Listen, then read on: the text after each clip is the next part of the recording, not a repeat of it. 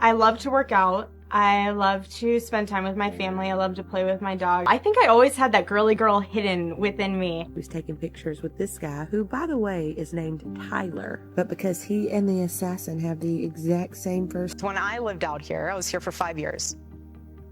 I never dated here because I saw vicariously through my roommate how terrible it was. Let's talk about something that doesn't sit right with a lot of people. In the wake of Charlie Kirk's death, his widow Erika has been displaying behavior that eyebrows aren't just raising, they're launching into orbit. We're talking about a woman who, according to numerous observers, seems less like someone in mourning and more like someone who just won the lottery. The phrase being thrown around, the happiest widow. And that's not coming from trolls. That's coming from people who've been watching this unfold in real time. Here's where it gets uncomfortable. Allegations are swirling that Erika didn't just move on quickly. She had someone waiting in the wings. Reports surfaced of her attending a college football game, not alone, not with family, but with a mystery man. And instead of addressing the speculation head on, instead of clearing the air, what allegedly happened next? A strategically released photo. A photo that many are now calling AI manipulated. A photo designed, some say, to muddy the waters and create just enough confusion to bury the real story. Now, the internet being the internet, attention initially zeroed in on a man wearing an I love Charlie Kirk shirt at that game. Convenient, right? But here's the problem. Eyewitnesses at the event are telling a completely different story. They're saying Erika wasn't with that guy. She was with someone else entirely. And according to sources close to Charlie's own parents, they're not just confused, they're devastated. They reportedly believe Erika is turning their son's memory into a circus, that she's disrespecting everything Charlie stood for, and that her behavior is nothing short of a spectacle. So let's dig into Erika's past, because that's where things start to completely unravel. She made a very specific claim. She said she didn't date for 5 years before meeting Charlie. 5 years. That's a long time. That's a story that paints a picture of someone focused, disciplined, waiting for the right person. Except the internet has receipts. And those receipts show she was dating Cabot Phillips during that exact time frame. Oops. But wait, it gets worse. Cabot wasn't the only one, not even close. Additional evidence has surfaced showing relationships with basketball player Josh Harrelson and Survivor contestant Joe Anglim. So much for 5 years of celibacy. What does this mean? Well, it raises two very uncomfortable possibilities. Either Charlie Kirk had absolutely no idea who he was marrying, he was completely in the dark about her history, her patterns, her past, or he knew everything, went along with it anyway, and eventually maybe wanted out. Think about that for a second, because either scenario paints a picture that's deeply troubling. Let's get back to that Peach Bowl photo, because this is where the manipulation allegedly reaches a whole new level. I'm from a great family that has very amazing genetics, so thanks Mom and Dad. I just had a little late blooming period, I guess you could say, but I wouldn't change it for the world. A photo started circulating online. Erika at the Peach Bowl. Mystery man in a green I love CK shirt standing next to her. The photo went viral, and almost immediately, accounts on X started screaming deep fake. They started pointing fingers at Candace Owens, claiming she was behind it, claiming she was pushing a false narrative to damage Erika's reputation. Enter Cinema Shogun, a verified account that went all in on this theory. They accused Candace Owens supporters of creating and spreading manipulated images to make it look like Erika had moved on with a new boyfriend. They posted what they claimed was the real photo, Erika with a female fan, and insisted that Candace and her circle had fabricated the whole thing. The message was clear. Don't believe your eyes. It's all fake. It's all a smear campaign. Here's the thing though. Candace Owens had nothing to do with that photo. Zero, zilch, the fake image. It actually originated from accounts that support Erika. Let that sink in. The very people defending her created the controversy. And why would they do that? To bury the real story, to create so much noise and confusion that when the truth came out, no one would know what to believe anymore. Because here's what actually happened. Erika did go to the Peach Bowl with a mystery man. Video footage exists. She's arriving at the venue, all smiles, radiating happiness, decked out in leather pants and carrying a Louis Vuitton bag. And the man she's with, eyewitnesses are clear. He didn't look like security. He didn't look like a friend. The body language, the eye contact, the energy between them, it all screamed intimate, non-professional, close, very close. This is a textbook psyop tactic, and if you've been paying attention, you've seen it before. You release fake photos first. You get ahead of the story. Then, when real photos inevitably surface, you've already poisoned the well. You've already planted the seed that everything's fake. So even when the truth comes out, people dismiss it. Oh, that's just another deep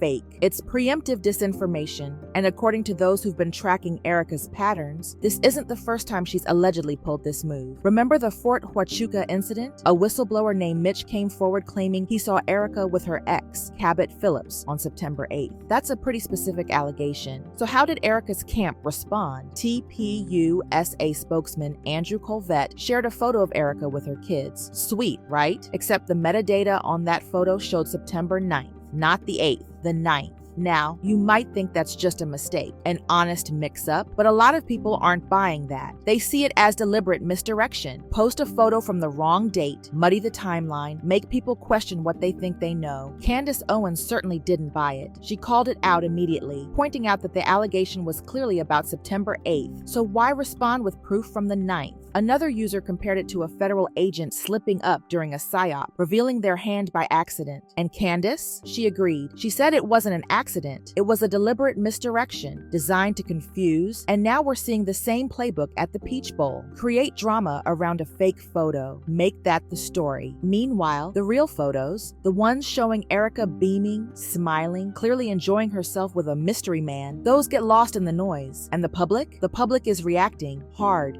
because the timing of all this is what makes it so jarring. Let's pause and think about Erika's children for a moment. It's only been 4 months since Charlie died. 4 months. These kids are a toddler and a preschooler. They just lost their father. So the questions people are asking aren't unreasonable. Who's taking care of them while all this is happening?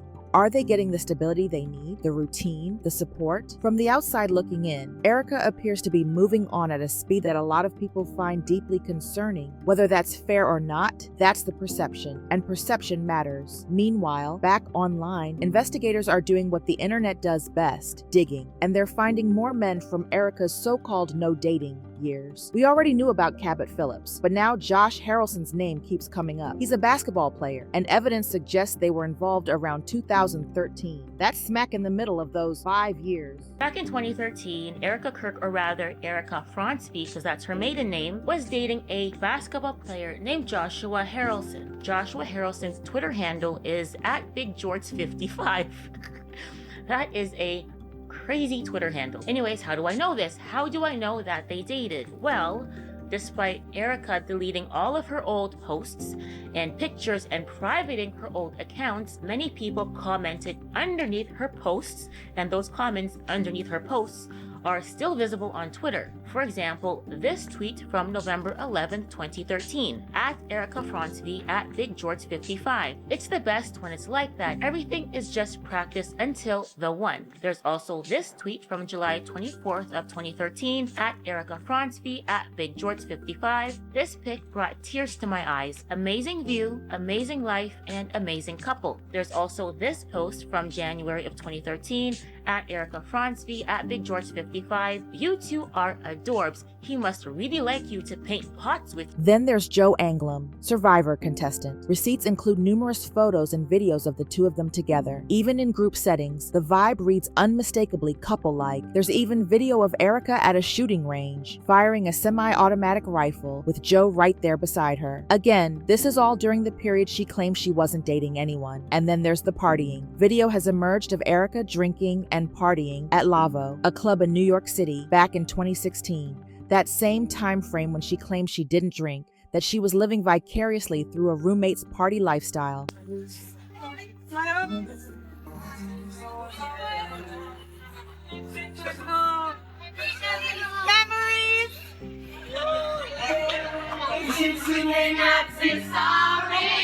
Except here's video evidence of her doing exactly what she said she didn't do. How is that square? The trail of men before Charlie? It's long. Let's run through it. Tyler Strange from the country band Emerson Drive. There's footage of them together, music video appearance, zip-lining in Vegas, calling each other baby on camera. Then Josh Harrelson again, heart emojis on social media, I miss you tweets. The kind of stuff you don't post unless you're involved. Joseph Tyler Massey. a former professional baseball player, couple photos, magazine interviews where he's literally referred to as her boyfriend, Jordan Veroy from Summer House, double dates, partying, behavior that was very clearly not single, and then Cabot Phillips, who we've already discussed, painting dates, Instagram interactions, posts that were later scrubbed from the internet, and then, in 2018, Charlie enters the picture. And here's what's so striking about that. Charlie was the complete opposite of everyone who came before him. Erika's usual type, party guys, athletes, reality TV personalities, guys with swagger and social media presence. Charlie was none of that. By all accounts, Charlie had little to no dating experience before Erika. He was earnest, focused on his work, not someone who ran in those circles, which makes Erika's claim about 5 years of no dating even stranger. Because if the timeline's accurate, Charlie was her first relationship in half a decade after all those other guys, it doesn't add up. So here's the final question, and it's the one that keeps nagging at people who are following this story. Why would Erika make a claim like that? 5 years, no dating, no drinking, living a quiet life,